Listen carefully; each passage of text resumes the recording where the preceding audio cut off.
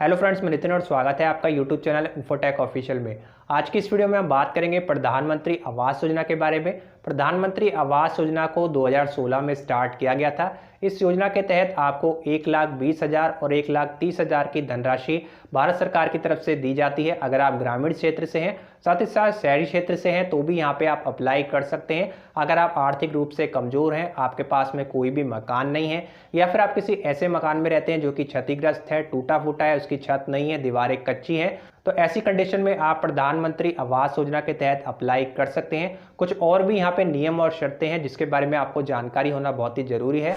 तो आज के इस वीडियो में मैं आपको प्रधानमंत्री आवास योजना ग्रामीण और शहरी दोनों के बारे में ही कंप्लीट जानकारी देने वाला हूं कि यहाँ पे एलिजिबिलिटी क्या क्या है, क्या क्या डॉक्यूमेंट लगने वाले हैं, इस योजना के तहत कौन कौन अप्लाई कर सकता है, आपको कितना बेनिफिट यहाँ पे मिलने वाला है और अप्लाई करने का प्रोसेस क्या है, किस तरीके से आपको अप्लाई करना होगा।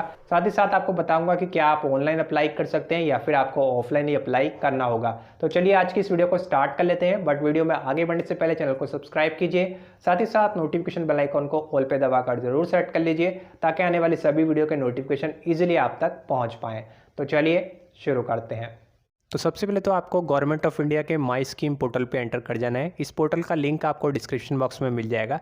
यहाँ पे आने के बाद आप नीचे आएंगे तो आप देख पाएंगे कि यहाँ पे आप अपने लिए जो भी सूटेबल स्कीम है अलग अलग कैटेगरी के हिसाब से यहाँ पे चेक कर सकते हैं, जिसमें भी आप एलिजिबल हो आपके सामने वो स्कीम ओपन होकर आ जाती है। गवर्नमेंट की तरफ से जितनी भी स्कीम निकाली जाती है हमारे देश में, उन सभी की जानकारी यहाँ पे आपको देखने को मिल जाती है। अब यहाँ पे प्रधानमंत्री आवास योजना के बारे में जानने के लिए, साथ ही साथ अप्लाई करने के लिए यहाँ पे आपको थोड़ा सा नीचे की तरफ स्क्रॉल करना होगा और यहाँ पे आपको एक ऑप्शन देखने को मिल जाता है हाउसिंग एंड शेल्टर, जिसमें 17 स्कीम्स हैं। तो आपको इसी वाले ऑप्शन पे क्लिक कर देना है। उसके बाद यहाँ पे आप नेक्स्ट पेज में आ जाएंगे। यहाँ पे आपको फर्स्ट नंबर पे ही प्रधानमंत्री आवास योजना अर्बन ये लिखा हुआ देखने को मिल जाता है। इसके बारे में अगर आपको डिटेल लेनी है तो आप यहाँ पे इस पर क्लिक करेंगे। ये शहरी क्षेत्र वालों के लिए है।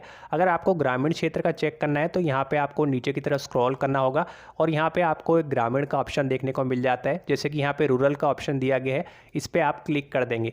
जैसे ही आप यहाँ पे क्लिक करते हैं तो यहाँ पे आप वापस से ऊपर की तरफ स्क्रॉल करेंगे तो यहाँ पे आप देख पाएंगे प्रधानमंत्री आवास योजना ग्रामीण का ऑप्शन आपको मिल जाता है। तो सबसे पहले हम ग्रामीण की बात करेंगे और उसके बाद शहरी की। तो हम यहाँ पे प्रधानमंत्री आवास योजना ग्रामीण इस ऑप्शन पे क्लिक करेंगे। उसके बाद में यहाँ पे आपको प्रधानमंत्री आवास योजना ग्रामीण की जितनी भी डिटेल है वो सभी डिटेल देखने को मिल जाती है। जैसे कि यहाँ पे डिटेल मिल जाती है, बेनिफिट, एलिजिबिलिटी, साथ ही साथ एप्लीकेशन प्रोसेस क्या होने वाला है, कौन कौन से डॉक्यूमेंट लगेंगे, एफएक्यू का सेक्शन दिया गया है, एक्सक्लूजन का सेक्शन दिया गया है। ये सभी चीज़ें यहाँ पे आप रीड कर सकते हैं। आप चाहें तो यहाँ पे अगर आपको इंग्लिश में रीड करने में दिक्कत होती है तो इसे आप हिंदी में भी कन्वर्ट कर सकते हैं। राइट साइड में 3 डॉट के ऑप्शन पे आप क्लिक करेंगे और यहाँ पे एक बार इंग्लिश हिंदी इस वाले ऑप्शन पे क्लिक कर देंगे। जैसे आप क्लिक करेंगे तो सभी डिटेल आपके सामने हिंदी में ओपन होकर आ जाती है। यहाँ पे आपको बताया गया है कि इस योजना को 2 साल के लिए एक बार फिर से बढ़ा दिया गया है। PMAYG has been extended for another 2 years. 2 साल के लिए इसे बढ़ा दिया गया है। और अब जो इसकी डेट है वो है 31 मार्च 2024, 31 मार्च 2024 इसकी लास्ट डेट अभी रखी गई है। हो सकता है बाद में भी इसे एक्सटेंड कर दिया जाए, लेकिन फिलहाल 31 मार्च 2024 ही इसकी डेट है। बात करें बेनिफिट की तो सिंपली आपको बेनिफिट के ऑप्शन पे क्लिक करना है। इस स्कीम के तहत आपको 1,20,000 रुपये पर यूनिट आपको दिए जाते हैं अगर आप प्लेन एरिया से हैं, यानी कि मैदानी इलाके से हैं। अगर आप पहाड़ी इलाके से हैं तो यहाँ पे 1,30,000 रुपये आपको मिलने वाले हैं। यहाँ पे आपको ये अमाउंट किस तरीके से मिलेगा उसके बारे में भी यहाँ पे आपको जानकारी दी है। कितने स्क्वायर मीटर का एरिया जो मकान आप बनाएंगे, कम से कम वो एरिया कितना होगा, उसके बारे में यहाँ पे आपको डिटेल दी गई है। तो ये सभी डिटेल यहाँ पे आके आप रीड कर सकते हैं। आपको ये डिटेल रीड जरूर करनी चाहिए, उसके बाद ही आपको अप्लाई करना चाहिए ताकि आपको स्कीम के बारे में अच्छे से सभी जानकारी मिल पाए। अब बात कर लेते हैं कि एलिजिबिलिटी की। यहाँ पे इस योजना के तहत कौन कौन अप्लाई कर सकता है। अगर आप प्रधानमंत्री आवास योजना ग्रामीण के लिए अप्लाई करना चाहते हैं तो उसके लिए पात्रता क्या क्या है। सबसे पहले तो यहाँ पे आपको बताया गया है कि आप बेघर परिवार से होने चाहिए, यानी कि अगर आपके पास में खुद का कोई भी मकान नहीं है या फिर आप किसी ऐसे मकान में रहते हैं जो कि टूटा फूटा है, क्षतिग्रस्त है, उसकी छत नहीं है, तो यहाँ पे आप अप्लाई कर सकते हैं। जिन परिवारों के घरों में शून्य, 1 या 2 कमरे हैं, जिनमें कच्ची दीवार और कच्ची छत है, ऐसे परिवार जिनके घरों में कोई भी कमरा नहीं है या फिर 1 या 2 कमरे हैं जिनकी दीवारें भी कच्ची है और छत भी कच्ची है, तो यहाँ पे आप अप्लाई कर सकते हैं। ऐसे परिवार जिनमें 25 वर्ष से आयु वाला कोई भी साक्षर वयस्क ना हो, ऐसे परिवार यहाँ पे आवेदन कर सकते हैं जिनमें 25 साल से ज़्यादा एज का कोई भी ऐसा व्यक्ति ना हो जो कि पढ़ा लिखा हो। साथ ही साथ ऐसे परिवार जिनकी घर में 16 से 59 वर्ष की आयु का कोई भी वयस्क सदस्य है तो वो यहाँ पे अप्लाई नहीं कर सकते हैं। आपके घर में 16 से 59 वर्ष की आयु की उम्र वाला कोई भी वयस्क पुरुष सदस्य नहीं होना चाहिए, तभी आप यहाँ पे अप्लाई कर पाएंगे। इसके अलावा बिना सक्षम सदस्यों वाले और दिव्यांग सदस्य वाले परिवार अप्लाई कर सकते हैं। ऐसे परिवार अप्लाई कर सकते हैं जो कि भूमिहीन है, साथ ही साथ नैमित्तिक श्रम से उनको आय प्राप्त होती है, वो यहाँ पे अप्लाई कर सकते हैं। यहाँ पे अनुसूचित जाति, अनुसूचित जनजाति, अन्य और अल्पसंख्यक ये भी अप्लाई कर सकते हैं। यहाँ पे आपको अपवाद का एक ऑप्शन दिया गया है जिसमें आपको बताया गया है कि कौन कौन यहाँ पे अप्लाई नहीं कर सकते हैं, यानी कौन कौन इस योजना के तहत एलिजिबल नहीं है। जिन उम्मीदवारों के पास में एक मोटर चालित दोपहिया, तिपहिया, चार पहिया और कृषि उपकरण या मछली पकड़ने की नाव है तो वो यहाँ पे अप्लाई नहीं कर सकते हैं। अगर आपके पास में 2 पहिया वाहन है, 3 पहिया वाहन है, 4 पहिया वाहन है, कोई कृषि उपकरण है या फिर मछली पकड़ने की नाव है तो यहाँ पे आप अप्लाई नहीं कर सकते हैं। जिन उम्मीदवारों के पास किसान क्रेडिट कार्ड है जिसकी सीमा 50,000 रुपये अधिक या फिर उसके बराबर है तो वो अप्लाई नहीं कर पाएंगे। कोई भी परिवार जिसमें कम से कम एक सदस्य जो सरकारी सेवाओं में कार्यरत है या प्रतिमाह 10,000 रुपये से अधिक कमाता है, आपके परिवार में कोई भी ऐसा मेंबर नहीं होना चाहिए जो 10,000 रुपये से ज़्यादा कमाता है प्रतिमाह या फिर सरकारी सेवा में लगा हुआ है, सरकारी नौकरी करता है, तो यहाँ पे आप अप्लाई नहीं कर पाएंगे।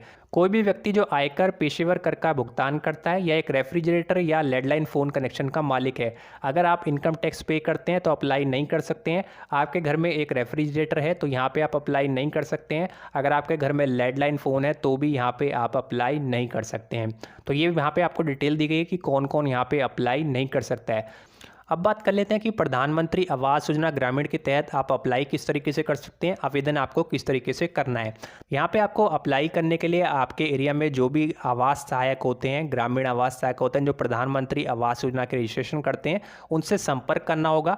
उनको आपको बताना होगा कि आप प्रधानमंत्री आवास योजना ग्रामीण के लिए अप्लाई करना चाहते हैं, या फिर आपके ग्राम पंचायत का जो भी मुखिया होता है या फिर जो ब्लॉक अधिकारी होते हैं उनसे आपको कॉन्टैक्ट करना होगा। वहाँ पर आपको बताना होगा कि आपको इस स्कीम के तहत अप्लाई करना है। तो अगर आपके एरिया में वो स्कीम चल रही होगी तो वहाँ पे आपको एक एप्लीकेशन फॉर्म दिया जाएगा। उस एप्लीकेशन फॉर्म को आपको फिल करना है, डॉक्यूमेंट जो भी आपसे मांगे जाते हैं वो वहाँ पे आपको अटैच कर देने हैं और उसके बाद में आपके घर का वेरिफिकेशन किया जाता है। आप इस समय जहाँ पे भी रह रहे हैं उस जगह का वेरिफिकेशन किया जाता है कि वाकई में आप इस योजना के लिए एलिजिबल हैं या फिर नहीं। अगर आप एलिजिबल होते हैं तो जो बेनिफिट इस योजना के तहत मिलते हैं वो आपको दिए जाएंगे। अब बात कर लेते हैं कि इस योजना के तहत जो भी डॉक्यूमेंट है, किन किन डॉक्यूमेंट की आपको जरूरत पड़ेगी। यहाँ पे आवश्यक दस्तावेज के ऑप्शन पे आप क्लिक करेंगे तो यहाँ पे आपको सबसे पहले आधार नंबर चाहिए होगा। आधार कार्ड की कॉपी यहाँ पे लगेगी जो कि सेल्फ अटेस्टेड होनी चाहिए, उसके ऊपर आपके साइन होंगे। अगर आप साइन नहीं कर सकते तो आप उस पर अंगूठा लगा सकते हैं। इसके बाद में आधार का उपयोग करने के लिए लाभार्थी की ओर से सहमति दस्तावेज, आपके आधार ऑथेंटिकेशन के लिए आपकी सहमति होनी चाहिए। मनरेगा पंजीकृत लाभार्थी का जॉब कार्ड नंबर, अगर आपने मनरेगा में पंजीकरण कर रखा है, आपका मनरेगा जॉब कार्ड बना हुआ है तो आपका मनरेगा जॉब कार्ड नंबर आपके पास में होना चाहिए, उसकी जरूरत पड़ेगी। इसके अलावा स्वच्छ भारत मिशन एसबीएम के लाभार्थी की संख्या, स्वच्छ भारत मिशन में एक एसबीएम नंबर आपको दिया जाता है, वो नंबर आपके पास में होना चाहिए। इसके अलावा आपके बैंक अकाउंट की डिटेल यहाँ पे लगने वाली है, आपके पास में एक बैंक अकाउंट होना चाहिए जिसकी डिटेल यहाँ पे आपको देनी होगी। इसके अलावा प्रधानमंत्री आवास योजना अर्बन के बारे में अगर आपको जानकारी चाहिए तो वो भी इसी पोर्टल पे आपको मिल जाती है।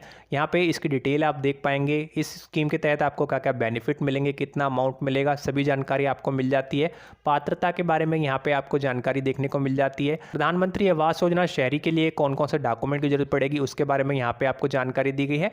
FAQ का सेक्शन यहाँ पे दिया गया जिसमें क्वेश्चन आंसर के माध्यम से सभी डाउट आपके क्लियर किए गए हैं। तो इस वीडियो में मैंने आपको कंप्लीट इन्फॉर्मेशन दी है प्रधानमंत्री आवास योजना ग्रामीण के बारे में और साथ ही साथ प्रधानमंत्री आवास योजना शहरी के बारे में, किस तरीके से आपको अप्लाई करना है, एलिजिबिलिटी क्या है, डॉक्यूमेंट क्या है, सब चीज़ें मैंने इस वीडियो में कवर कर दी हैं। फिर भी अगर आपको कोई डाउट रहता है तो इस वीडियो के नीचे कमेंट बॉक्स में जाके लिख सकते हैं। साथ ही साथ अगर आपको वीडियो पसंद आई हो तो वीडियो को लाइक कर दीजिएगा, चैनल को सब्सक्राइब करना ना भूलें।